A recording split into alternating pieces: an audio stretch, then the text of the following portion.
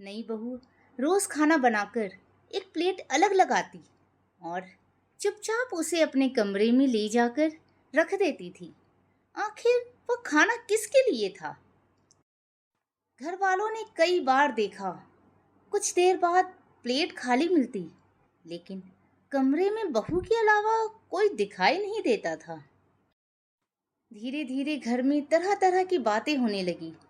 किसी को शक था कि बहू उनसे कुछ छुपा रही है। लेकिन जिस दिन उस खाली प्लेट का सच सामने आया, सास की आंखों से आंसू रुकने का नाम नहीं ले रहे थे। यह कहानी है सुमन और उसके बेटे अमित की। अमित की शादी को अभी सिर्फ 1 महीना हुआ था। उसकी पत्नी नेहा बहुत शांत स्वभाव की थी। घर के सभी लोगों से प्यार से बात करती और धीरे धीरे नए घर में घुल रही थी। लेकिन नेहा की एक आदत सुमन को शुरू से ही थोड़ी अजीब लगती थी।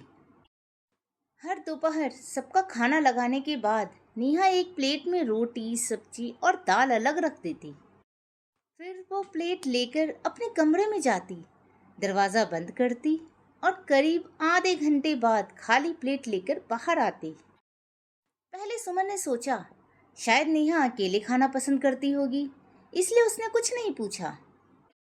लेकिन एक दिन सुमन ने देखा कि नेहा सबके साथ पहले ही खाना खा चुकी थी। फिर ये दूसरी प्लेट किसके लिए थी? अब सुमन के मन में सवाल उठने लगे। क्या कमरे में कोई आता है? लेकिन ऐसा होना संभव कैसे था? घर छोटा था, मुख्य दरवाजे से कोई आता तो सबको पता चलता। फिर भी रोज वह प्लेट खाली कैसे हो जाती थी? एक दिन सुमन ने अमित से कहा, नेहा रोज एक प्लेट अपने कमरे में ले जाती है, तुम्हें पता है वो किसके लिए होती है? अमित ने हैरानी से माँ की तरफ देखा। उसे भी इस बारे में कुछ नहीं पता था। लेकिन अगले दिन सुमन ने खुद सच जानने का फैसला कर लिया। अगले दिन नेहा ने हमेशा की तरह एक प्लेट में खाना रखा और उसे ले जाकर अपने कमरे में चली गई। इस बार सुमन भी कुछ देर बाद धीरे धीरे उसके कमरे की तरफ बढ़ने लगी। उसे बस सच जानना था। कमरे का दरवाज़ा पूरी तरह बंद नहीं था। सुमन ने अंदर देखा, लेकिन वहाँ नेहा के अलावा कोई नहीं था। नेहा जमीन पर बैठी थी और खाने की प्लेट उसके सामने रखी थी, लेकिन वह खुद खाना नहीं खा रही थी। वह प्लेट को देखते हुए धीरे धीरे कुछ बोल रही थी। सुमन ने ध्यान से सुनने की कोशिश की। नेहा कह रही थी, आज आपकी पसंद की आलू की सब्जी बनाई है, पता नहीं आपको पसंद आती है या नहीं। सुमन हैरान रह गई। कमरे में तो कोई था ही नहीं। फिर नेहा किससे बात कर रही थी? कुछ देर बाद नेहा ने प्लेट उठाई और कमरे से बाहर निकलने लगी। तभी सामने सुमन खड़ी थी। सास को सामने देखकर नेहा घबरा गई। सुमन ने पूछा, बहू ये खाना किसके लिए है? नेहा कुछ पल चुप रही। उसकी आंखों में अचानक आंसू भर आए। सुमन ने उसका हाथ पकड़ लिया और प्यार से कहा, डरो मत बेटी, बस मुझे सच बता दो। नेहा ने धीरे से कहा, माँ जी ये प्लेट मेरी माँ के लिए है। सुमन हैरान होकर बोली, लेकिन तुम्हारी माँ तो। नेहा ने सिर झुका लिया। हाँ माँ जी, वो अब इस दुनिया में नहीं है। नेहा की आवाज़ भर गई। उसने कहा, मेरी शादी से सिर्फ 6 महीने पहले मेरी माँ मुझे छोड़कर चली गई थी। लेकिन एक बात है जो मैं आज तक भूल नहीं पाई। इतना कहते ही नेहा फूट फूट कर रोने लगी।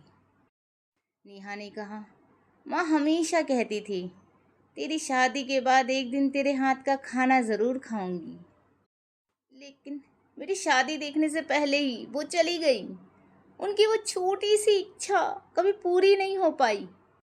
नेहा ने आंसू पोंछते हुए कहा, शादी के बाद जब पहली बार मैंने इस घर में खाना बनाया, मुझे बस माँ की वही बात याद आ गई। तभी से रोज़ मैं उनके लिए एक प्लेट खाना रखती हूँ, कुछ देर उनसे बातें करती हूँ, फिर वो खाना बाहर एक ज़रूरतमंद को दे देती हूँ।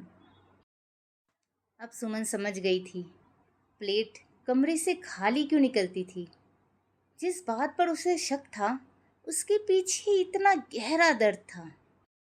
सुमन की आंखों से भी आंसू बहने लगे। उसने नेहा को अपने सीने से लगा लिया और धीरे से कहा, पगली, इतना दर्द अकेले क्यों सहती रही? नेहा रोते हुए बोली, मुझे लगा आप लोगों को मेरी ये आदत अजीब लगेगी, इसीलिए कभी बता नहीं पाई। सुमन ने उसके आंसू पोंछे और कहा, माँ की याद कभी अजीब नहीं होती बेटी। अगले दिन नेहा जब खाना बनाने लगी तो सुमन ने खुद एक प्लेट निकाल कर उसके सामने रख दी। नेहा ने हैरानी से पूछा, माँ जी ये? सुमन मुस्कुराई और बोली, आज तुम्हारी माँ की प्लेट मैं लगाऊंगी। फिर सुमन ने कहा, और आज से कमरे में छुपा कर नहीं, हम सबके साथ उनकी प्लेट लगेगी। नेहा कुछ बोल नहीं पाई। उसने बस सुमन को गले लगा लिया। उस दिन उसे लगा जैसे उसने माँ को खोकर फिर से एक माँ पाली हो।